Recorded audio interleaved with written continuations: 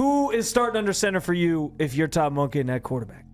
My starting quarterback will be Shedeur Sanders. Okay. But we all know who's going to start. It's good to hear, though. Great to hear that Shedeur Sanders, your young, who should have been a higher ranked guy, higher drafted guy, is in position to potentially compete for that starting job. The Cleveland Browns quarterback battle just took a turn nobody can ignore. Shedeur Sanders was supposed to be the young quarterback trying to catch up. Watson was supposed to be the veteran with the contract, the experience, and the inside track. But now, a Browns insider is saying Shedeur has made up serious ground. This is not fans overreacting to practice clips. This is a real competition inside the building. Watson has every reason to be the starter on paper. The money, the years in the league, the past success in Houston. But football does not always follow contracts. At some point, the ball has to move. The offense has to function. And if Shedeur keeps proving he can handle more, the Browns cannot ignore that just because Watson is expensive. Here's the part nobody is talking about. Minicamp was supposed to bring clarity. Monken was talked about like he was close to shutting the door entirely. But then the reps changed, the reports changed, and suddenly the door was not closed anymore. It was wide open. Wide enough for people to start seriously asking whether Shedeur Sanders could actually win this job. And in Cleveland, that question is only getting louder. Man, we already seen enough of Deshaun playing bad in Cleveland. Come on, man. You know what I mean? I don't want to harp on how bad he's been, but he's been bad, like real bad, right? Real bad. So if you the GM, you giving them 4 weeks? Yeah, we done seen it. The biggest detail is the first team reps. That is not something coaches just hand out for fun. First team reps are valuable and limited. They are how a quarterback builds rhythm with the starting receivers, the starting line, and the core pieces of the offense. If a coach already knows a quarterback has no real shot to start, he does not waste those reps. So the idea of Shedeur taking first-team reps is not a small thing. It does not mean he is automatically the starter, but it absolutely means the Browns are taking him seriously. Todd Monken is not new to football. He understands that whoever starts needs time with the ones, especially in a new offense with young players everywhere. Young receivers, young skill players, players still learning how this offense is supposed to operate. The quarterback needs timing with those players. He needs command. He needs chemistry. So if Monken is giving Shedeur real first-team work, it is very hard to believe this is just a public relations move. Here's the part nobody is talking about.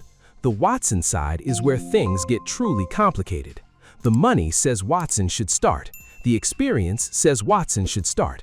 The old ceiling says Watson should start. But the Browns are not living in Houston anymore. In Cleveland, Watson has been injured, inconsistent, and nowhere near the player people expected when that massive deal was made. That is why even people who believe Watson will start are quietly saying he may be on a very short leash. And short leashes in Cleveland have a way of snapping faster than anyone expects. With Shedeur out there, you have an ascending talent. You have a guy that played good football, solid football with, considering the situation. And now you have better offensive weaponry around him. He has a stable offseason. The short leash is the real story. If Watson opens the season as the starter but struggles early, the calls for Shedeur will get loud fast. This is not a normal backup situation. Shedeur brings attention, he brings a fan base, he brings a name. And now that insiders are saying he has closed the gap, every Watson mistake will be compared to the unknown upside sitting right behind him. The moment Watson throws a bad interception or looks uncomfortable, fans will start asking why the Browns are protecting the contract instead of playing the quarterback who earned a real look. That is why the most realistic scenario is Watson starts, but Shedeur still plays this season. Cleveland may not be ready to name Shedeur the Week 1 starter because Watson's contract is too big to ignore publicly. But if the Browns are honest, they have already seen enough bad Watson football in Cleveland to know they cannot wait forever. If he does not look right early, the decision to change direction becomes much easier. And if Shedeur is already close right now, that switch becomes easier to make than anyone expected. Here's the part nobody is talking about. Starting Watson is partly about buying time. It lets the Browns say they gave him a fair chance in the new offense. It lets them avoid the uncomfortable organizational admission that a massive investment completely failed. But that logic only holds for so long. Because if Watson struggles and Shedeur is right there waiting, the Browns will not be able to hide behind the contract forever. At some point, the football has to win. And right now, the football is telling a very interesting story. I think with Shedeur Sanders, as we've gotten further and further along in the spring, you've seen a guy who has picked up Todd Monken's offense. You've seen a guy who have corrected his mistakes in real time due to the coaching that he's receiving. You see a young man that is starting to get his confidence growing. He's throwing dimes. He seems to be accurate and just has this pulse of this football team. The argument for Shedeur is simple. If he is close, why not let the best player win? He did not ask for Watson's deal. He did not create the past mistakes. He's just trying to prove he can play. And if he earns trust with the starters and makes the offense move, the Browns have to ask themselves one hard question. Are we trying to win football games or justify old decisions? That is what makes this situation so messy. Watson's money is impossible to ignore. His past struggles are impossible to ignore. Shedeur's name and media attention are impossible to ignore. So even if the football answer becomes clear, the organizational answer may still be painful. Here's the part nobody is talking about. If Shedeur is not going to start, stop giving him meaningful first-team reps. And if Watson is not going to start, stop wasting them on him either. This offense needs timing. This team needs direction. Every day the Browns delay that decision, they are walking a fine line between healthy competition and unnecessary uncertainty. At some point, somebody has to become the guy. And the longer Cleveland waits, the louder that question gets. So we don't know what this version of Deshaun Watson looked like, but I do feel like at worst he gives you a solid veteran backup right now. But Shedeur Sanders is the ascending talent, and you want to maximize that with how well he finished last year, juxtaposed to what you built around him. There is a reason Cleveland is taking its time. If they name Watson too early and Shedeur keeps improving, they look stubborn. If they name Shedeur too early and he struggles, they look reckless. Keeping it close lets them sell the decision as something earned through the full process. Frustrating for fans, but it makes sense from the team's perspective. Monken has to build the case through practices, reps, preseason games, and everything in between. If Shedeur wins, Monken needs to say he earned it. If Watson wins, same thing. That is how the Browns avoid making this look political. Here's the part nobody is talking about. The fact that Shedeur is even this close is a story by itself. He was not supposed to be neck and neck with Watson this quickly. He was supposed to be developing quietly in the background. But he has made the timeline uncomfortable. He has pushed the Browns into a spot where people who once dismissed him are now asking real questions. Could he start week 1? Could Watson's leash only be 3 or 4 games? Could this become Shedeur's team before the season is even halfway over? Because right now, none of those questions sound as crazy as they did just a few weeks ago. And I was just real excited watching him play. I mean, I got goosebumps because the way he handled the offense. Yes. The 3 to 4 game leash idea is brutal, but believable. If Watson starts and the Browns open poorly, the pressure comes immediately. This fan base has watched too much bad quarterback play.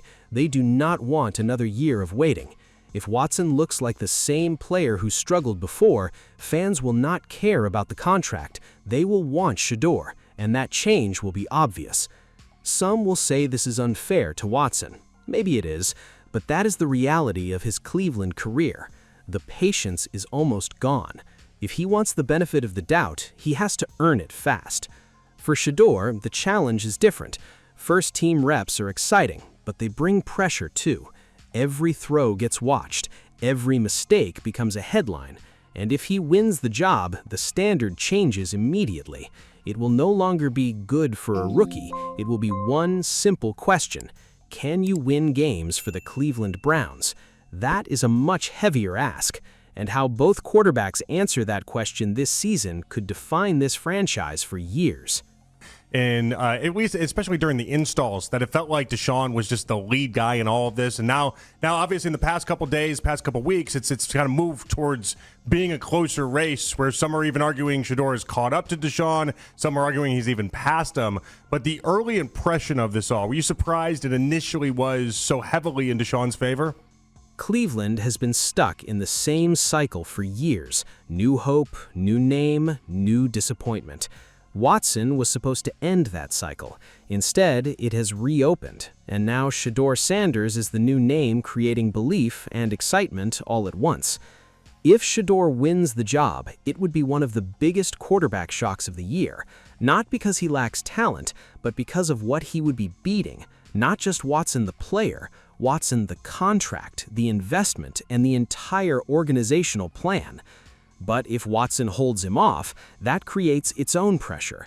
It cannot just be, we picked the veteran. It has to turn into points and wins. Because if the Browns choose Watson and the offense still struggles, everyone will ask why Shedeur never got a real chance. Once the public believes a competition is real, the starter has to prove why he won it. And in Cleveland, proving it has never been easy for anybody. Now they start to, switch, the tide and say, oh, he's catching up. They're saying he's catching up because they don't want to say, I was completely wrong and false when I put out that statement earlier in the minicamp all OTA circuit. So I still feel like Shedeur is a leader. Deshaun has to show that he can do this in games. This insider report changes everything. Before, the question was whether Shedeur could make progress. Now the question is whether he can win the job. Before, Watson was going to be handed the role. Now the question is whether he can hold it. Training camp is about to be watched like a quarterback trial. Watson has the contract. Shedeur has the momentum. Watson has the experience. Shedeur has the intrigue. And Cleveland has to decide whether they are protecting the past or opening the door to the future. So here's the question Browns fans need to answer. If Shedeur Sanders wins this job in camp, should the Browns have the courage to start him week 1? Or should Deshaun Watson's contract still decide the quarterback battle before the football does?